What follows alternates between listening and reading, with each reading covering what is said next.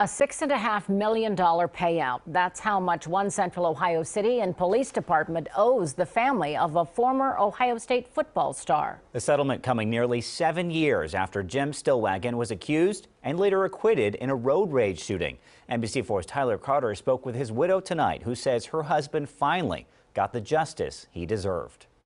After 2 days of mediation, attorneys for Jim Stillwagon and attorneys representing the city of Delaware's insurance company, the insurance company has agreed to pay $6.5 million to Stillwagon's estate. Sunday, September 30th, 2012, changed the lives of Jim Stillwagon and his wife Effie forever. He was a good man.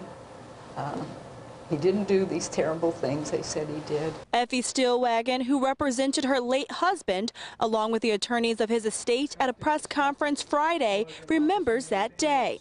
Delaware police accused the football star of being the aggressor in a 14-mile-long road rage incident and shooting the other driver, Richard Mattingly. Dashcam video shows police confronting Stillwagon and arresting him, but it was Mattingly who later admitted to targeting Stillwagon on his motorcycle. The officers purposely fabricated evidence. They created false police reports. They hid witnesses. They destroyed evidence, which would prove that Jim Stillwagon was innocent. A year later, a judge acquitted Stillwagon on all charges. In 2014, he filed a lawsuit against the Delaware Police Department.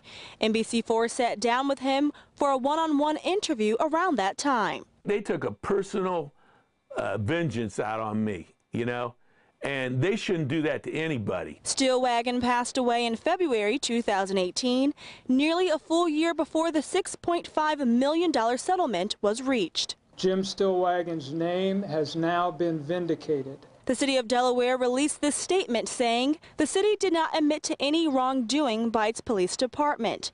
Based on the cost of litigation, the risk of exposure, and the advice of our attorneys, settlement was determined to be the best course of action. The attorneys for Stillwagon say that none of the police officers mentioned in this lawsuit are with the city of Delaware's police department or any law enforcement.